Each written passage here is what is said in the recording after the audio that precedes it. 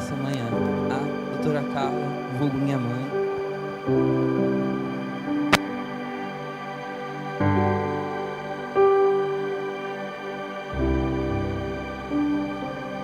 Queria pedir para a pastora Zélia vir aqui orar pela vida da pregadora.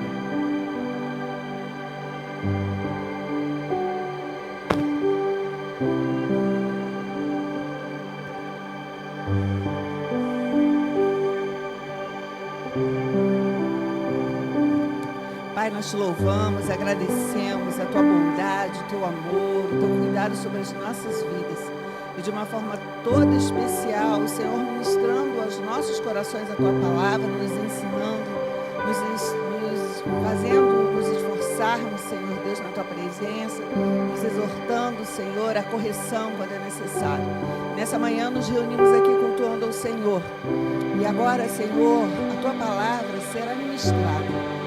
Teu Santo Espírito tem liberdade não somente nesse lugar, mas em cada coração, em nossos corações, Senhor. Então pedimos ao Senhor que o Senhor fale os nossos corações. Pai, de uma forma toda especial, abençoa a tua filha, Senhor. Essa quem o Senhor já ministrou a palavra, essa porção de alimento que vem para nós. Antes o Senhor deu a porção para ela. E nós, Senhor Deus, pedimos ao Senhor que o Senhor fale ao coração de cada um de nós através da vida da tua filha. Derrama a porção dobrada da tua unção sobre a vida dela, Senhor, e abençoa-nos. Faz aquilo que é a tua vontade. Nós queremos ouvir a tua voz. Abençoa a tua filha em nome de Jesus. Amém.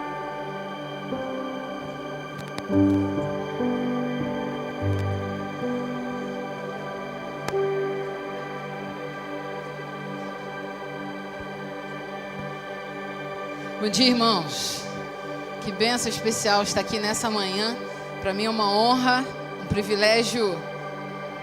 Eu vou falar uma palavra que a gente fica de gozação, mas é inenarrável, porque não dá realmente para a gente expressar a nossa alegria.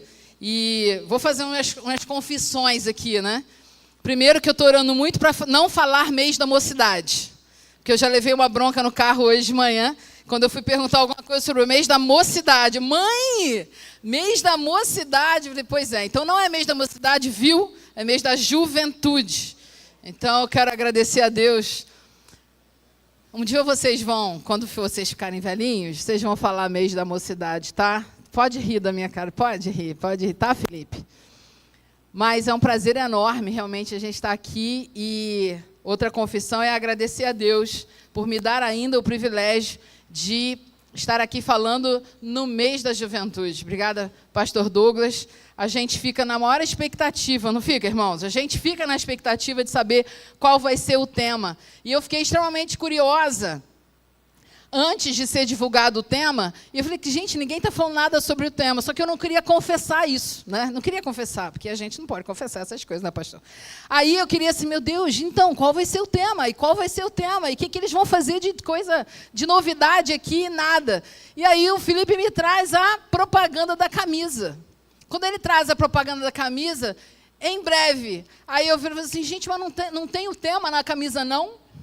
Porque se é em breve, ainda vai acontecer, ainda é em breve. Eu sei que alguém já contou isso, mas eu precisava contar isso para vocês. Então, é bom demais a gente estar aqui, é bom demais a gente estar aí terminando. Falar assim, está terminando o mês da juventude. Viu só, viu? Amém.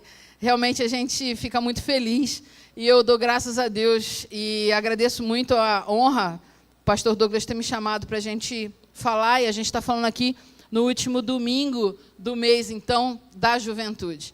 E nesse último domingo, a gente fica também com um desafio, que é o desafio da gente não ser repetitivo, não ser redundante, mas o Espírito Santo de Deus não é repetitivo, nem é redundante. E o principal é que, muitas vezes, Deus fala a mesma palavra nos nossos ouvidos, no nosso coração, para ver se a gente faz. Sabe, irmãos, a gente prega muitas vezes, a gente ouve muitas mensagens sobre a diferença entre aquilo que a gente sabe e aquilo que a gente faz. E aí, desde que a gente teve aí o início desse mês com a mensagem do Arthur, a mensagem que Deus usou poderosamente, e a cada dia, e o congresso, e a cada mensagem que a gente vem ouvindo, até a mensagem da quarta-feira, a mensagem de domingo passado, o que mudou de verdade na nossa vida? Desde o momento que a gente começou a falar e a lembrar da volta de Cristo, o que na prática real mudou na minha vida e na sua vida? Então a gente precisa pensar que cobranças virão, sentimentos virão, e que diferença a gente tem, Deus tem feito e você tem feito. Obrigada, meu amor. Diferença Deus tem feito cada vez que a gente ouve uma mensagem. O primeiro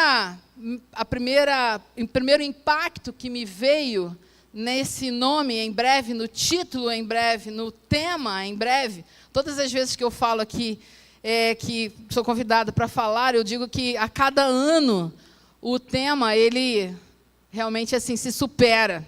Então, parabéns, pastor, e parabéns os jovens pela criatividade. A cada ano, realmente, o tema vai superando o outro. E todas as vezes eu falo isso, eu tenho um meu preferido, que eu não falo. Ainda tenho o meu preferido. Eu sei que vocês também. Mas o que esse tema chamou a atenção no meu coração é que aqui, tudo aqui, nada mais é do que um trailer. Tudo que nós estamos vivendo aqui é um trailer daquilo que vai acontecer. Então, a gente é do time que já sabe o final do jogo, amém?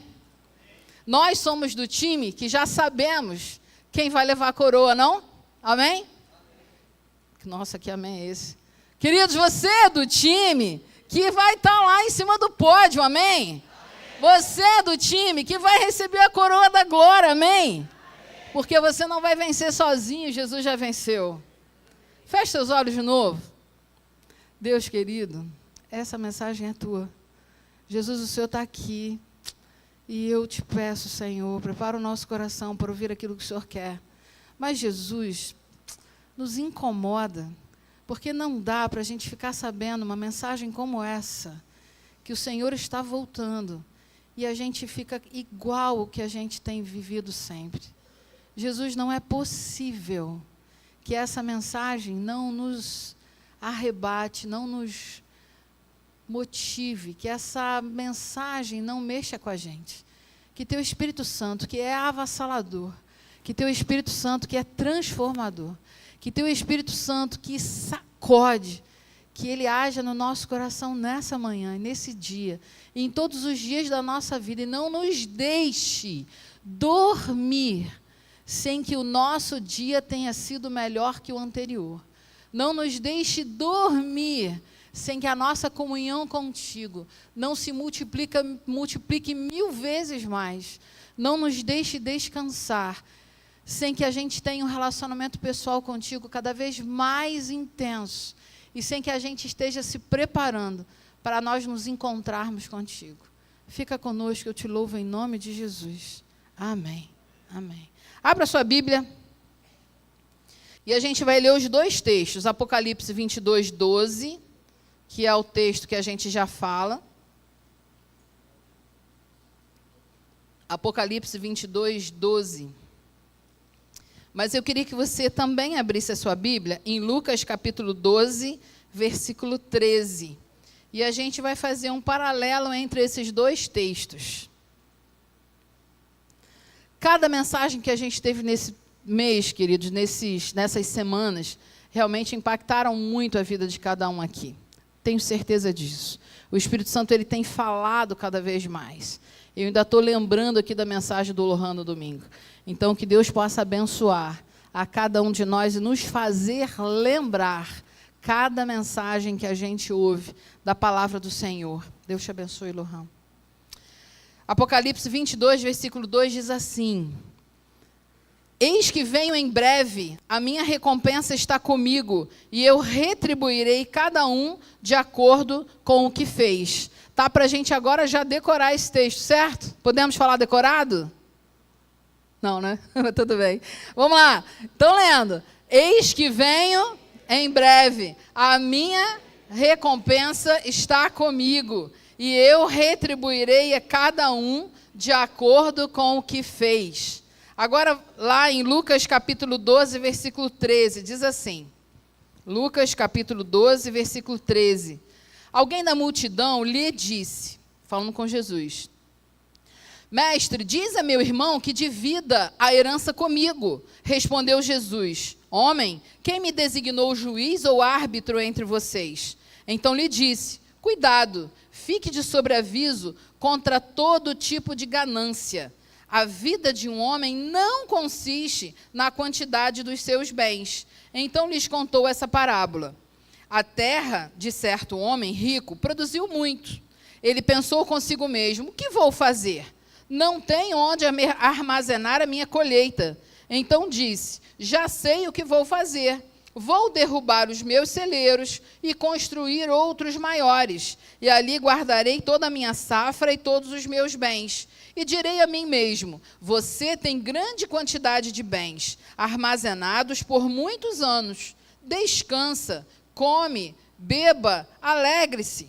Contudo, Deus lhe disse, insensato, esta mesma noite, a sua vida será exigida. Então, quem ficará com o que você preparou? Assim acontece com quem guarda para si riquezas, mas não é rico para com Deus. Amém?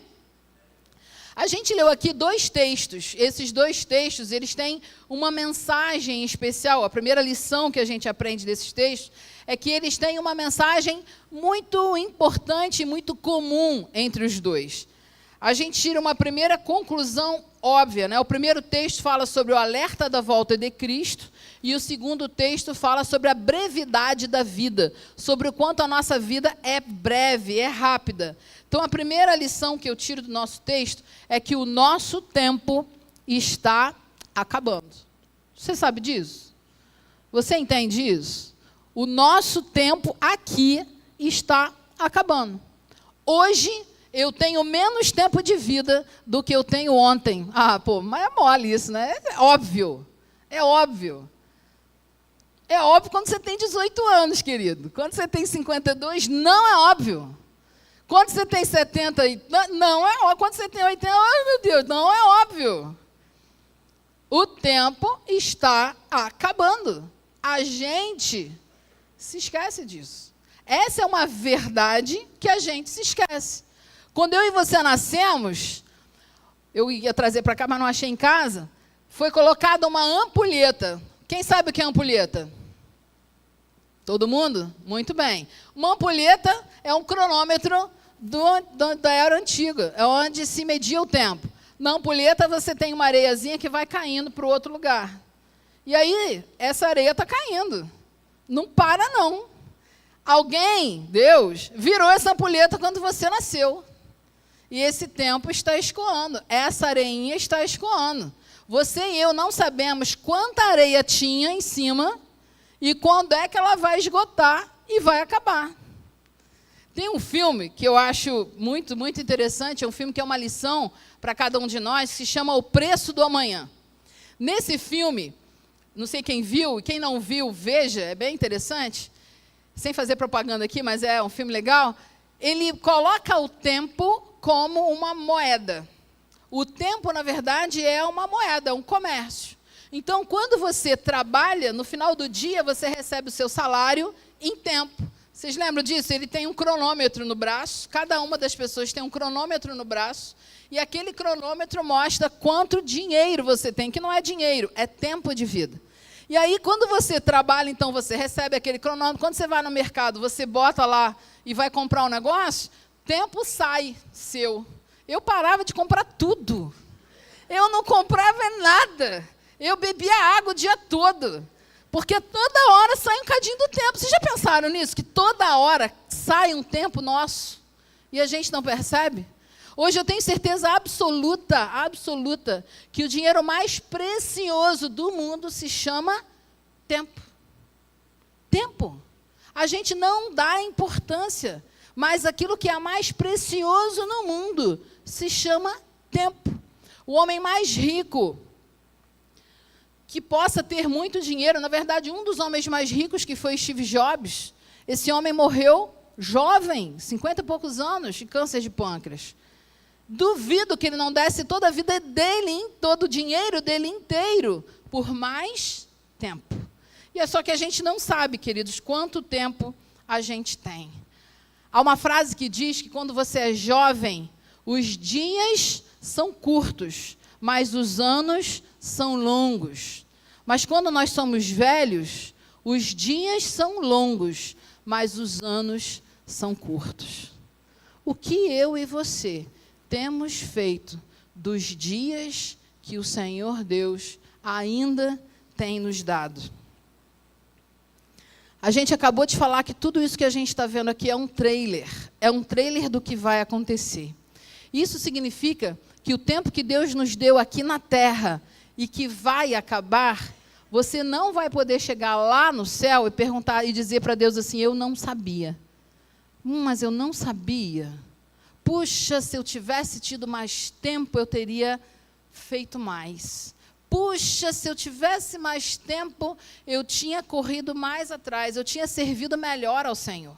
Puxa, se eu tivesse mais tempo, eu tinha resolvido mais coisas no Senhor, eu tinha me dedicado mais à obra, eu tinha pregado mais o Evangelho, eu tinha lido mais a Bíblia, eu tinha orado mais, eu tinha tido uma vida de maior entendimento da palavra, eu tinha buscado mais ao Senhor, se eu tivesse mais tempo.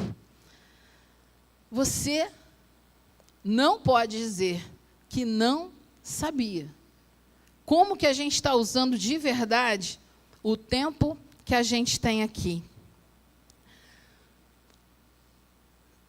Tem uma pergunta que eu queria fazer, só para a gente começar, uma pergunta simples, muito simples essa. Minha pergunta: quem acha que o seu tempo de vida aqui na Terra já está determinado? Levanta a mão. Gente, pode responder, não é pegadinha. Já está determinado, sim ou não? Levanta a mão todo mundo. Muito bem. O tempo de vida nosso aqui da Terra já está determinado. Deus já sabe o dia que você vai morrer.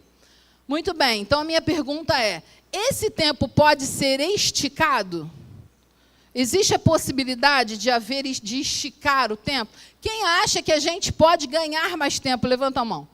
Quem acha que a gente pode ter prorrogação de tempo?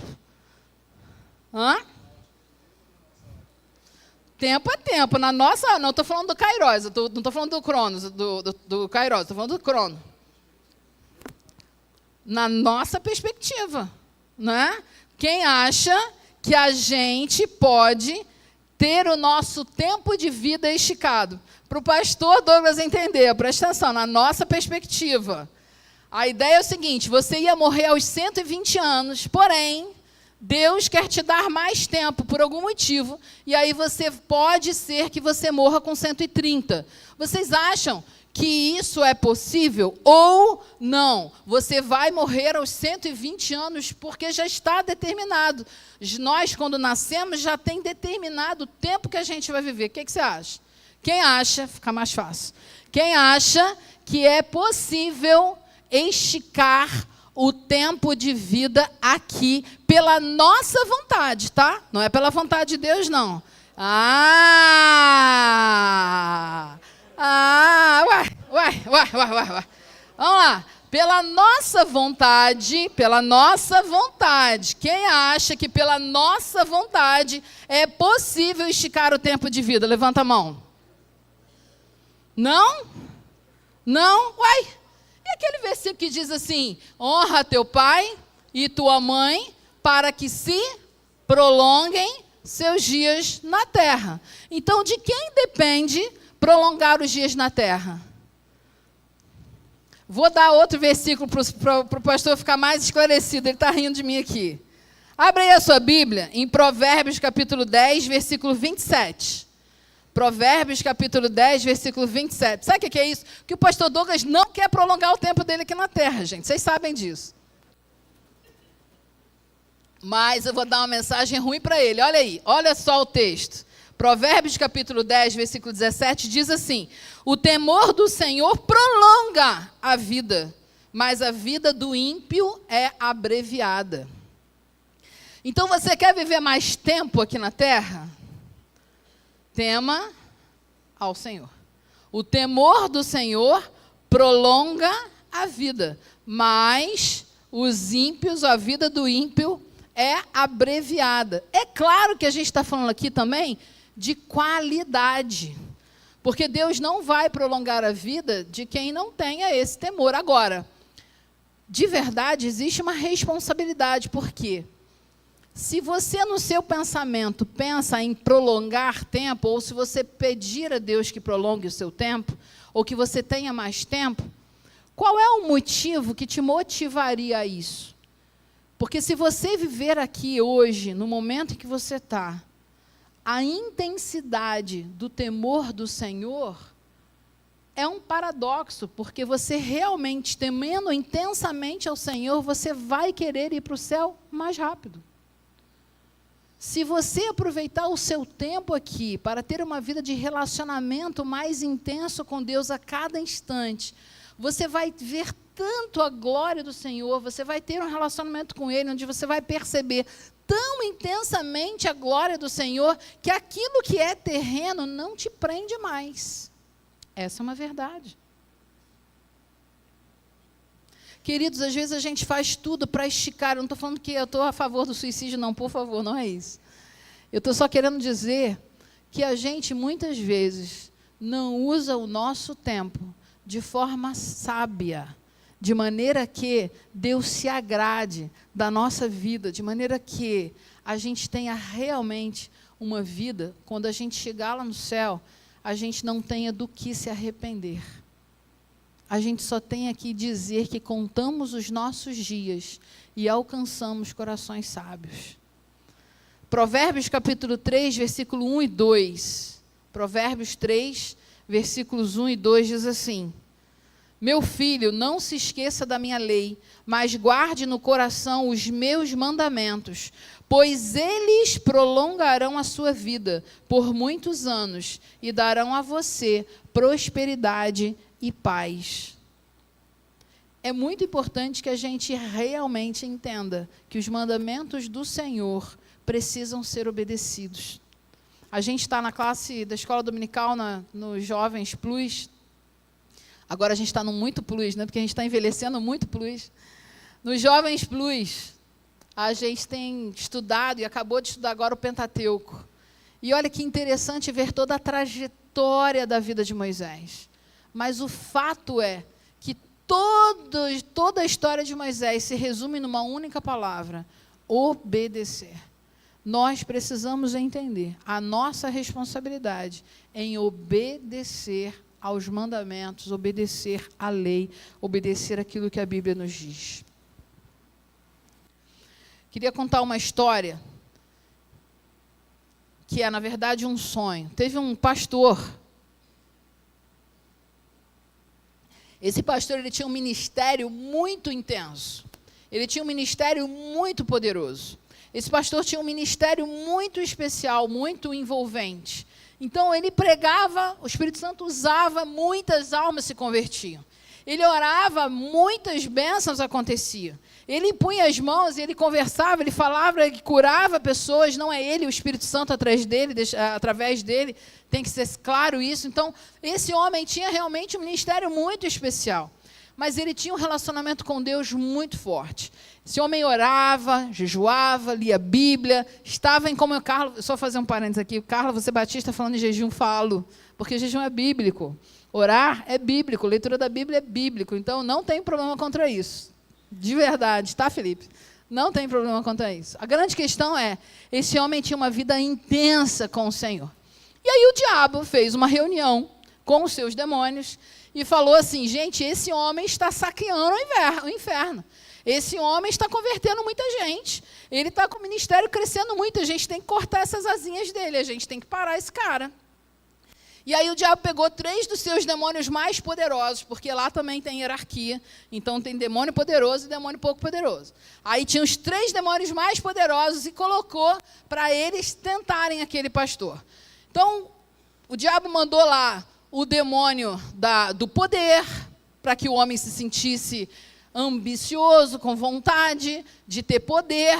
mas aquele homem orava e ele era muito humilde, dedicava ao Senhor todas as bênçãos, e aí, na verdade, aquele demônio não teve poder contra o ministério daquele pastor. Ele também mandou o demônio da sedução e botou, então, mulheres muito bonitas e atraentes para aquele homem cair, e aquele homem, então, orava fielmente, e aí ele orava pelo seu casamento, pela vitória do seu casamento, e toda a sua família muito envolvida.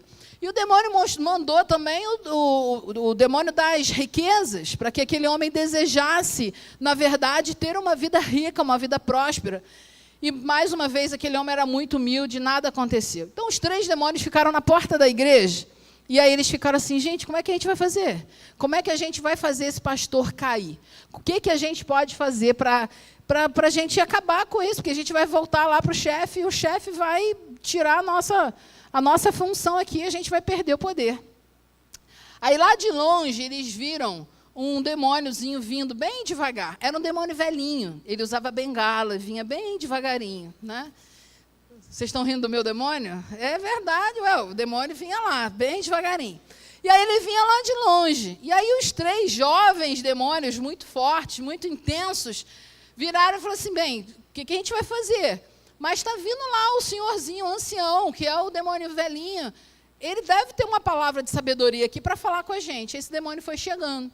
E aí, quando o demônio chegou perto deles, eles contaram para o demônio qual era a missão dele. E aí o demônio falou assim, não se preocupem, meus filhos, eu vou resolver essa situação.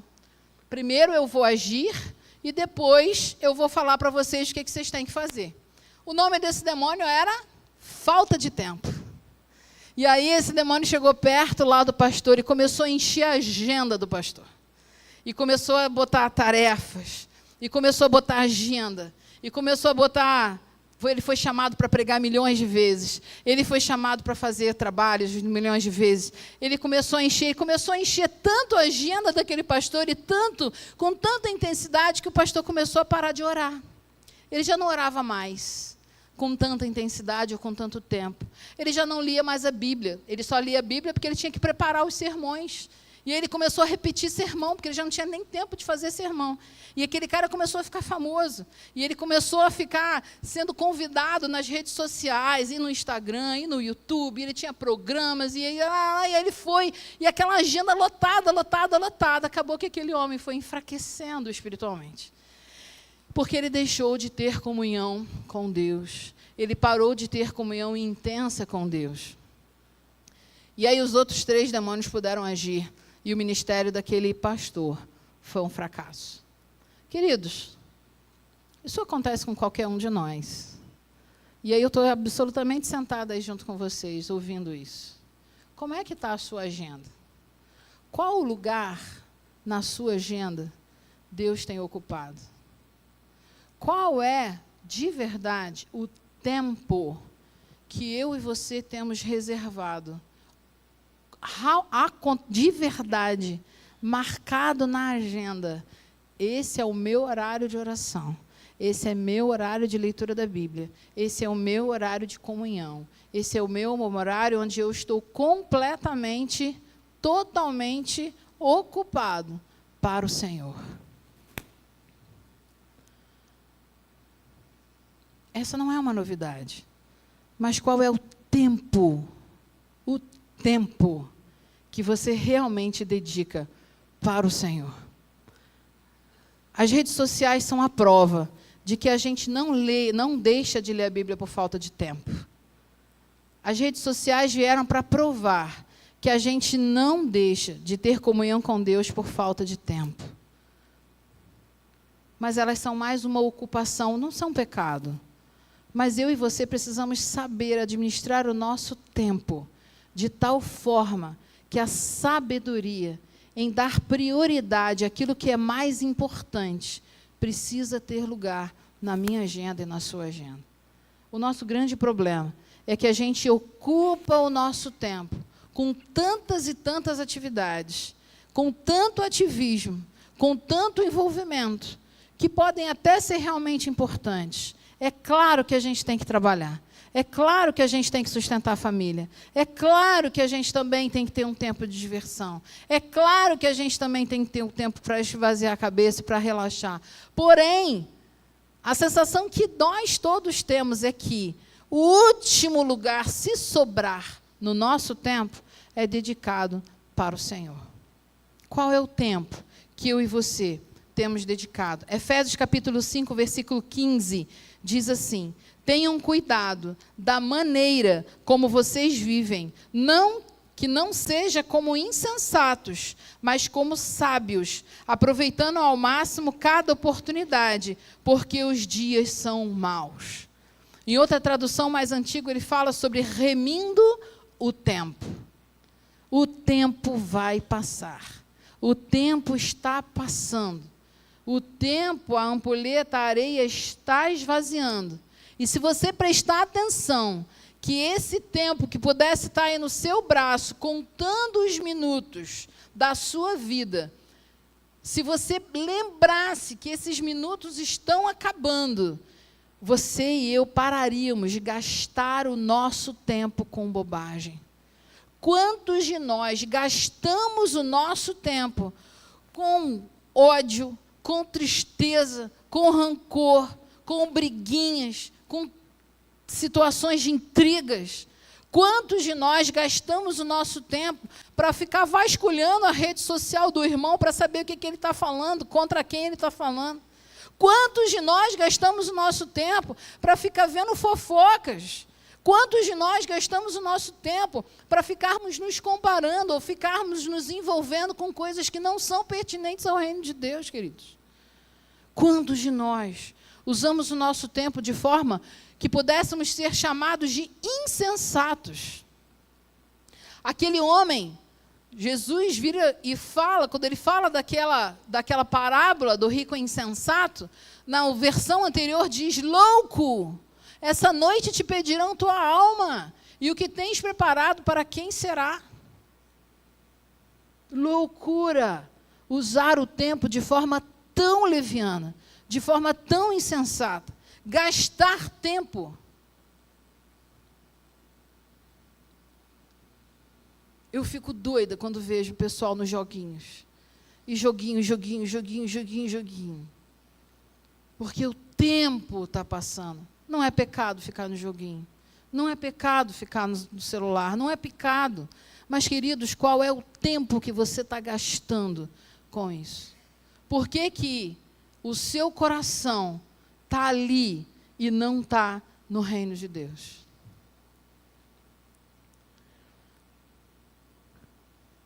Uma outra lição que a gente tira desses dois textos é que onde está o seu tesouro, ali está o seu coração. Deixa eu pensar no segundo texto com você. Aquele homem teve um aumento da produção agrícola da sua terra, certo? Ele tinha uma terra e ele plantava a terra, era uma terra produtiva. E aí ele plantava. E por algum motivo, Deus abençoou aquele homem, porque a terra não vai produzir sem bênção de Deus. Então, a terra produziu mais. Ele teve um aumento da sua safra. E aí, quando ele teve aquele aumento da sua safra, ele tinha que recolher a safra, porque senão ela ia estragar. E ele tinha que recolher aquela safra e guardar em algum lugar. Como ele não tinha onde guardar, o que ele pensou? Eu vou construir celeiros maiores para que eu possa guardar a minha safra, guardar a minha produção. Isso é pecado? Eu não posso nem mais fazer pergunta, né? Vamos lá. A pergunta é: você está lá no seu trabalho, e aí, de repente, você é contemplado, porque você alcançou a meta, você é contemplado com dinheiro extra, você ganha mais. Você teve mais pessoas para você trabalhar, mais ações, e você teve mais pacientes, e você teve mais clientes, e você, de repente, aumentou o salário que entra no seu bolso. Amém? Quem recebe essa mensagem aí? Quem não recebe não vai receber, Senhor. Quem não levantou a mão, não dá, tá? Ó, o senhor está vendo, quem não levantou a mão não quer ganhar mais dinheiro, então não dá, tá bom, Senhor? Então vamos lá, quem quer receber mais? Levanta a mão. Quem quer ter a surpresa da sua aposentadoria ter sido dobrada? Amém, aleluia? Muito bem, agora a minha pergunta. Se a sua aposentadoria for dobrada, ou o seu salário for dobrado num determinado mês, e você ganhar muito mais dinheiro, você vai pegar todo aquele dinheiro a mais e dar para os pobres, não é? Ué? Não é não? Tá tudo não, dá um cadinho. Ajudar quando puder. Cara de pau, vamos pensar aqui. A gente está criticando o homem, mas onde que está o pecado dele? Esse homem está pensando na aposentadoria dele. Quem é que não gostaria de ter um monte de bens, ou um monte de, por exemplo, propriedades, que você alugue essas propriedades e você passe a viver de renda? Quem é que não gostaria disso?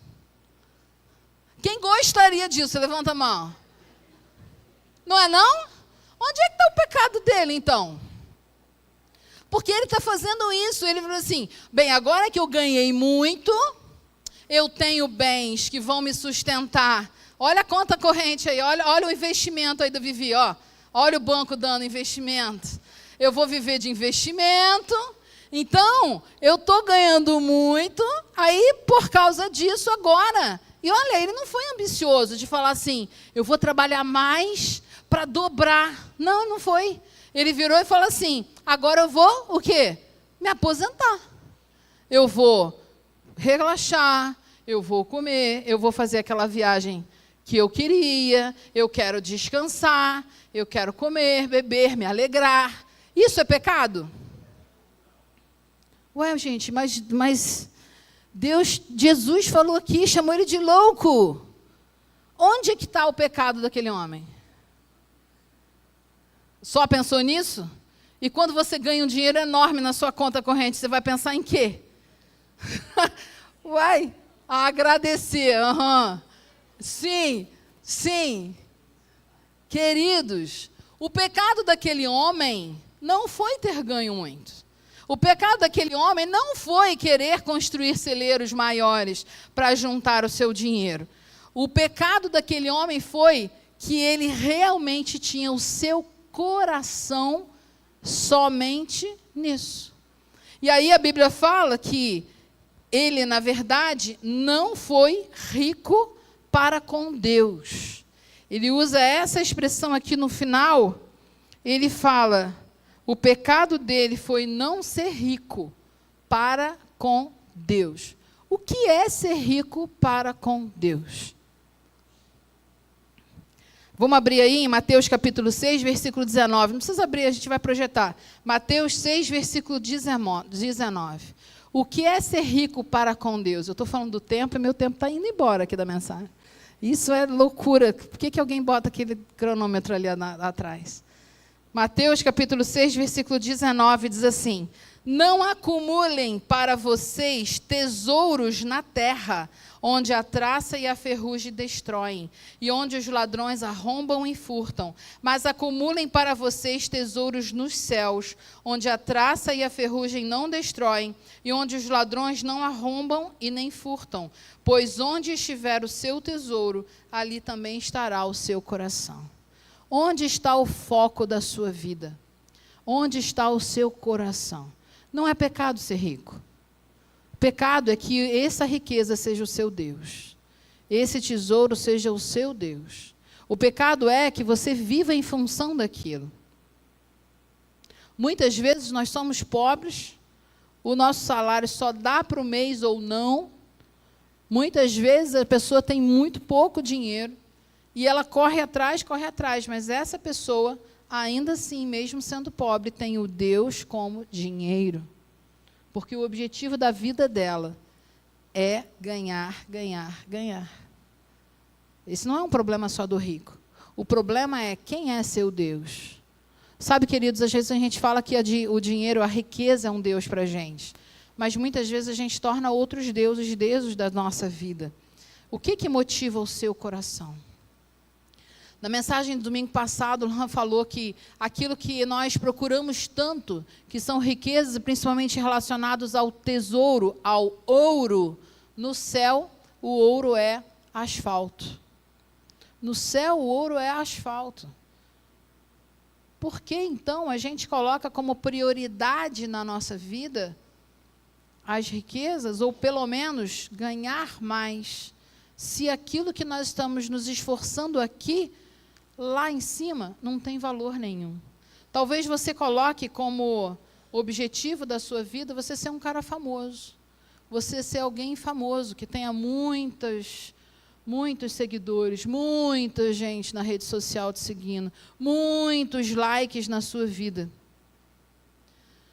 Mas o objetivo, por exemplo, da vida de João Batista, João 3, versículo 30 foi: é necessário que ele cresça e que eu diminua. Às vezes a gente está muito preocupado em aparecer muito na rede social, aparecer muito para todo mundo conhecer. E a gente esquece que a gente tem que estar atrás da cruz. A gente se esquece que nós precisamos estar escondidos atrás da cruz. Importa que Jesus cresça e que a gente diminua. Queridos, a gente pode saber isso, mas na hora de fazer, nós temos visto muitos artistas. Não é artista, mas é crente artista. Crente que quer o palco. Crente que quer o holofote. Crente que quer impressionar. Crente que quer ser exaltado. No entanto, quem tem que aparecer, quem tem que ter holofote, quem tem que ser exaltado é o Senhor Jesus. Isso acontece na nossa vida. Jesus tem tido realmente o primeiro lugar na nossa vida. Jesus tem realmente sido a nossa prioridade. Viver com Cristo é a nossa prioridade.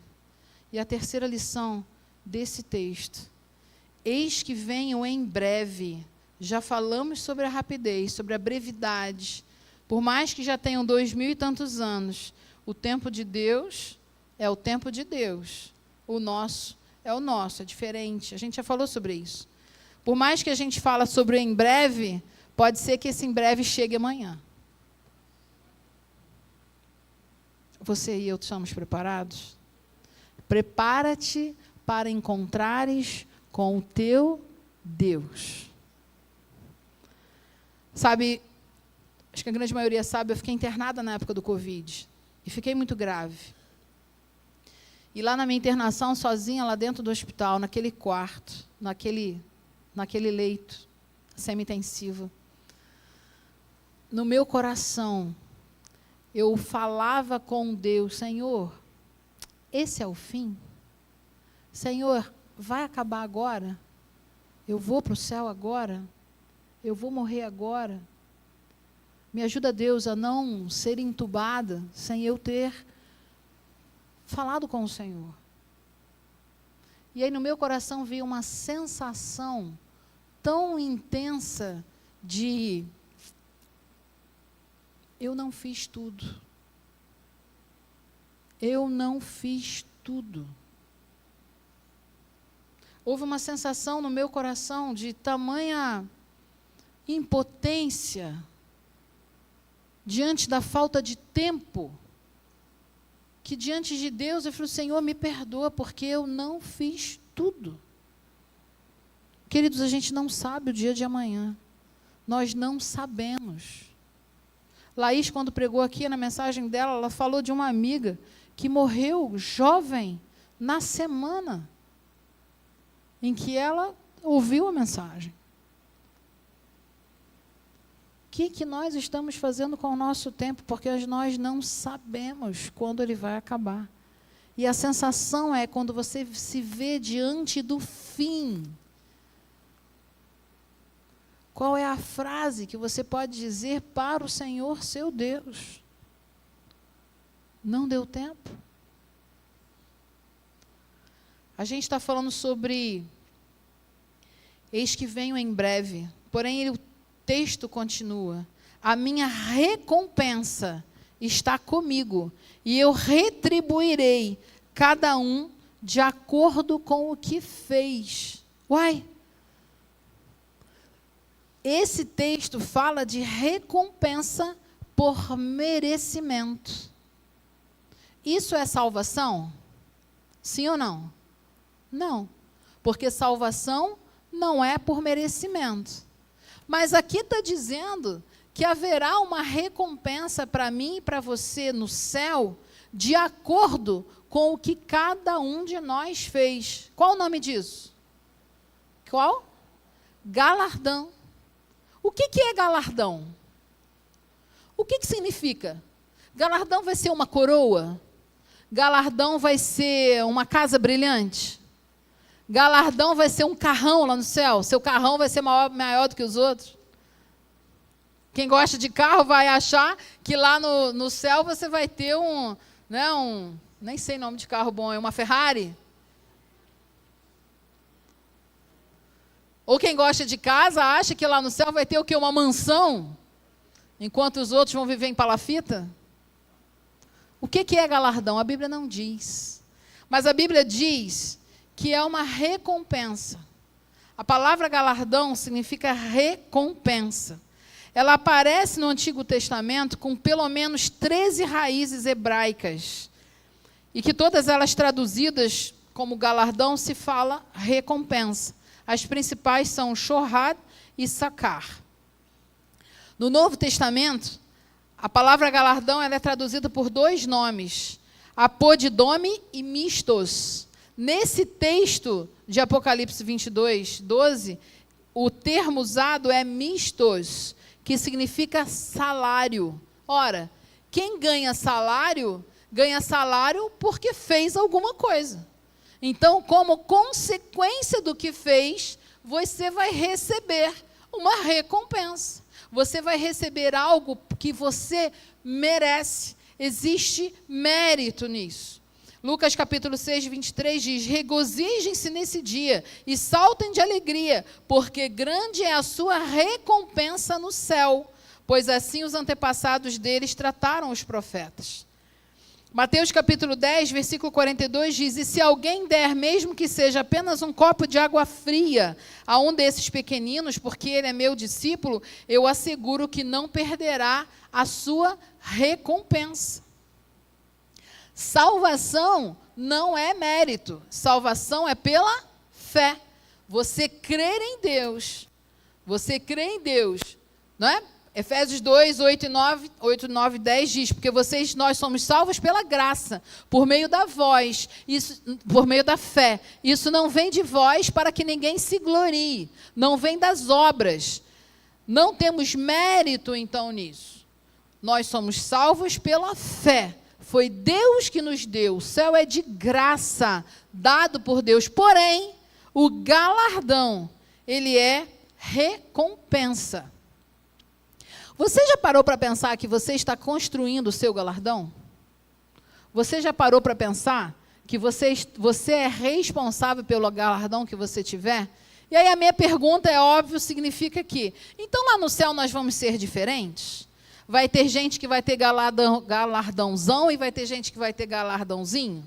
Vai ser isso? Sim ou não? No céu nós vamos ser diferentes? Vamos ser iguais, mas você vai ser igual a Pedro? Nós seremos iguais a Paulo? Dá para comparar?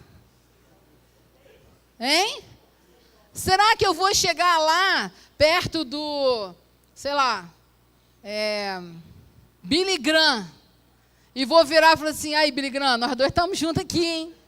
Aí, nós fizemos a mesma coisa, hein? Sim ou não? Qual vai ser o galardão do Billy Graham e qual vai ser o meu? Qual vai ser o seu? Isso te preocupa? Mas deveria. Por que deveríamos nos preocupar com isso? Não para que a gente tenha mérito ou tenha alguma coisa. Não é isso. Mas veja, se galardão é receber recompensa pelo que você fez, se você não tiver galardão, você não fez. Não é que a gente precise de galardão. Até porque a Bíblia diz que lá no céu, diante das 12, ou dos 24 anciãos, dos 12 apóstolos, que deram as suas vidas, que se sacrificaram pela pregação do Evangelho, e que se não fossem esses apóstolos, nós não estaríamos aqui.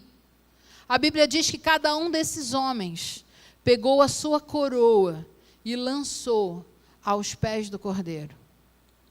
Cada um de nós que tivermos galardão, recebido grandes galardões lá no céu, depositaremos esse galardão aos pés do Cordeiro, porque só Ele é digno de receber toda a glória e todo o poder. Mas, queridos, eu quero muito ter uma coroa para lançar aos pés do Cordeiro, porque isso significa que o meu tempo aqui na terra não foi em vão. O seu foi?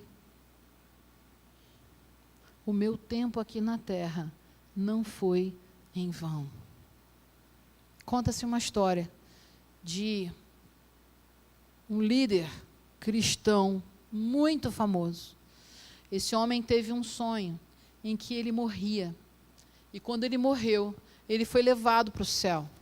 E lá no céu ele encontra um anjo. E esse anjo vira e vem cá que eu vou te levar para a sua casa, para onde você vai morar. A Bíblia diz que na casa de meu pai há muitas moradas. Então, com a licença poética, ele foi levar aquele homem para ver qual casa ele iria morar. E aí ele começou pela Quinta Avenida no céu. Quinta Avenida, uma rua muito famosa, Nova York. Essa rua linda, era uma rua para morar ali, caríssima. Ou então a Vieira Solto. E aí aquele líder estava lá andando pela Vieira Solto, ele estava só escolhendo qual mansão que ele iria. Porque ele falou assim, bem, eu sou o cara, eu faço pra caramba, eu sou super famoso, eu prego a beça, um monte de pessoas já se converteram pela mensagem que eu já preguei, então eu vou ter uma mansão aqui. Quando chegou lá no final da Vieira Solto, nada. E aí ele falou assim, a gente não errou de rua? Aí na rua Vieira Solto, não é aqui? E aí o anjo falou assim, não, aqui é para quem realmente trabalhou a beça para o Senhor. Mas eu, não, tá bom, não, tudo bem, aqui deve ser para os apóstolos, né? Aqui deve ser para o Billy Graham, né? Tá bom. E aí foi. E aí o anjo foi levando ele em todas as ruas do céu. Meu céu tem rua, o seu não tem, mas a Bíblia diz que o céu tem rua. E ele foi levando para todas as ruas, até que chegou e as casas iam ficando cada vez mais pobrinhas, cada vez menores, cada vez mais. Até que ele entra numa rua que só tem palafita. Só tem aquela casinha assim de madeira, bem humilde. E ele falou, não é possível. Não é possível. Não, eu não mereço essa casa. Aí o anjo falou assim, não merece mesmo não, mas é a melhor que a gente podia ter aqui, porque afinal de contas você merecia uma pior do que essa. Como assim? Mas eu fiz tanto. Eu disse, meu amigo, o problema é o seguinte, a gente constrói aqui no céu com o material que vocês mandam da terra. Eu não sei qual material eu e você estamos mandando para o céu. Eu não sei realmente qual tem sido o nosso nível de fidelidade, qual tem sido o nosso nível de envolvimento, qual tem sido o nosso nível de submissão à vontade do Senhor. Eu não sei qual tem sido o nosso nível de coragem, de ousadia, de entender que a nossa vida não é aqui. Nós não somos cidadãos da terra, nós somos cidadãos do céu. Eu não sei qual o nível de comprometimento que eu e você temos tido, ao ponto da gente entender que o nosso tempo, a nossa vontade, a nossa disposição, o nosso trabalho, a nossa prioridade é a vida celestial. Mas saiba que o tempo está acabando. Feche seus olhos, abaixa a sua cabeça. Nós estamos terminando. Mas eu quero te fazer um desafio, e a mim também. E eu sou a primeira que já aceito esse desafio nesse momento. Queridos, se você morresse hoje, se hoje Deus virasse para você e falasse, esta noite te pedirão a tua alma, tudo que você tem preparado aqui na terra vai ficar. Todos os seus bens, todo o seu trabalho, toda a sua dedicação, toda a sua intensidade em viver aqui na terra, cuidando das coisas terrestres, cuidando das coisas terrenas, cuidando da vida material, vai ficar. Mas qual vai ser o seu tesouro no céu? O que eu e você estamos construindo lá no céu? Qual coroa nós vamos colocar aos pés do Senhor? Sabe, existia um rei no Velho Testamento, e esse rei, a Bíblia dá só uma página sobre ele.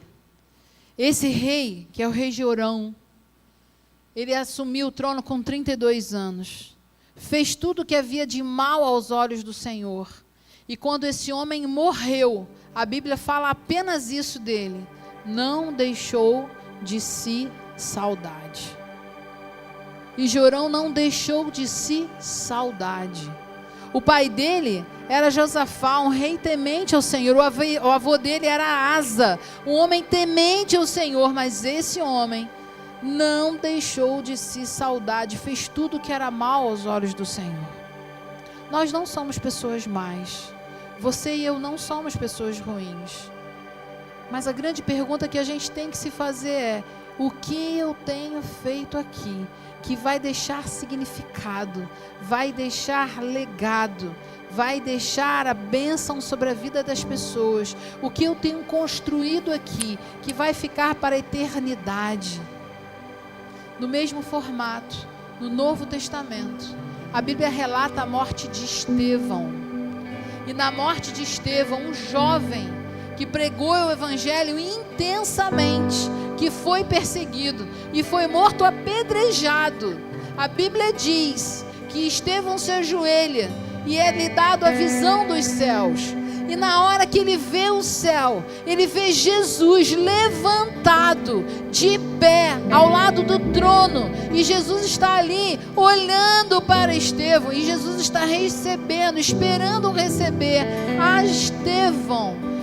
Estevão morreu apedrejado e foi recebido por um Jesus de pé. Sabe o que significa isso, querido? Jesus não estava sentado no trono como qualquer um. Jesus levantou especialmente para Estevão, para dizer: vem meu filho, vem meu servo. Eu estou aqui prestando atenção na sua vida. Eu estou aqui querendo receber você. A sua vida é para mim muito preciosa. Queridos, como eu gostaria que Jesus estivesse de pé na hora que eu morresse, para receber a minha alma e para dizer: vem, filha querida, vem, porque sobre o pouco foste fiel, sobre o mundo muito te colocarei. Eu não quero grandes bênçãos, eu não quero galardão. O que eu quero é depositar aos pés do Senhor aquilo que Ele merece, porque o que precisa motivar a minha vida aqui na terra, a minha fidelidade aqui na terra, precisa ser a minha gratidão ao Senhor Jesus. O que Jesus tem feito na sua vida, querido? Que mereça que Ele te devolva, que você devolva a Ele. O que Jesus tem feito na sua vida, que mereça gratidão. Gratidão ao ponto de você realmente viver em função dEle, viver para Ele, viver por Ele, e deixar de você ser o centro desse universo, porque você e eu não somos o centro do universo, é Jesus. Você gostaria de nessa manhã tomar uma decisão sincera? Eu não vou te chamar à frente, eu quero que você tome essa decisão sincera, você e Deus. Mas eu quero orar por você diante de Deus nesta manhã. Você quer de verdade tomar uma decisão de viver de forma diferente, de maneira que realmente você e eu aproveitemos o nosso tempo para que o Senhor seja glorificado através da nossa vida, para que o Senhor Jesus esteja feliz, te receba de pé, te realmente sinta-se grato, sinta entendendo que eu e você cumprimos a nossa missão diante do Senhor Jesus. Você quer tomar uma decisão de mudar, se preparando para o fim de forma intensa e construindo tesouros no céu para a honra e glória de Jesus? Levanta a sua mão, eu quero orar por você. Alguém? Amém, amém, amém. Amém. Deus abençoe, Deus abençoe, Deus abençoe, Deus abençoe. Deus abençoe, Deus abençoe. Deus abençoe. mais alguém, querido? Eu quero orar por você. Muitas pessoas levantando a mão. Deus abençoe, Deus abençoe. Deus sabe o que está no seu coração, querido. Deus sabe. Deus sabe o que está te motivando. Deus sabe. Esse compromisso é você e Ele. Sabe, muitas vezes a gente vem à frente, a gente levanta a mão, a gente faz uma decisão, mas a gente não muda. E a gente se esquece do nosso compromisso com Ele. Em nome de Jesus, não se esqueça. Em nome de Jesus, mude na prática. Mude na verdade, na realidade. E de novo, eu e você, que a gente se mude, que a gente seja transformado, que a gente se coloque nas mãos do Senhor e realmente que a gente se prepare e viva aqui, porque entenda que a nossa vida não é aqui. Jesus querido, eu quero te adorar, eu quero te louvar, eu quero te agradecer. Senhor, o Teu Espírito Santo está passeando aqui neste lugar e nós não merecemos a Tua existência, a Tua presença, mas a Tua presença é nítida. Meu Deus, incomoda o Teu povo, faz a gente entender o quanto a gente precisa estar realmente se preparando para a volta de Cristo, para a Tua volta. Senhor, nós precisamos estar prontos para aquele chamado, para aquela última trombeta, para ser arrebatado, para estar contigo nos céus. Mas a gente também está pronto para quando o Senhor nos chamar e os nossos olhos se fecharem aqui para sempre e a nossa alma se encontrar contigo. Deus querido, recebe a nossa alma diante da Tua santa presença. Ó Deus, que a gente possa, na hora da nossa morte, olhar para trás e falar: valeu a pena, eu cumpri tudo aquilo que o Senhor queria que eu cumprisse. Eu fui fiel, eu submeti-me à Tua vontade, eu cumpri todo o Teu querer, todo o Teu mandado, eu fui obediente. A Tua fidelidade esteve comigo todos os dias, Senhor. No nome de Jesus, permita, Pai, que esse sentimento incomode o nosso coração e que a gente realmente viva aqui como cidadão do céu. Que o nosso foco não esteja na coisa terrena, nosso foco não esteja na matéria, mas o nosso foco esteja na vida contigo eternamente. Deus abençoa cada pessoa que tomou uma decisão nessa manhã. Que Teu Espírito Santo nos dê a certeza da vitória. Nós não somos dignos, mas o Senhor é digno. Recebe, Pai, todas as coroas, recebe toda a honra, toda a glória, todo o louvor e recebe a nossa vida no Teu altar. Não sabemos como fazer, mas nos ensina, nos usa. Ó meu Deus, permita que o Teu nome seja louvado, glorificado pela Tua presença nas nossas vidas. Ó meu Senhor, não deixe que a gente morra e alguém diga: não deixou de ser saudade. Mas Senhor, recebe nosso espírito para a Tua honra e para a Tua glória. No nome de Jesus. Vem, Senhor Jesus. Amém e amém. Que Deus te abençoe. Pastor Douglas.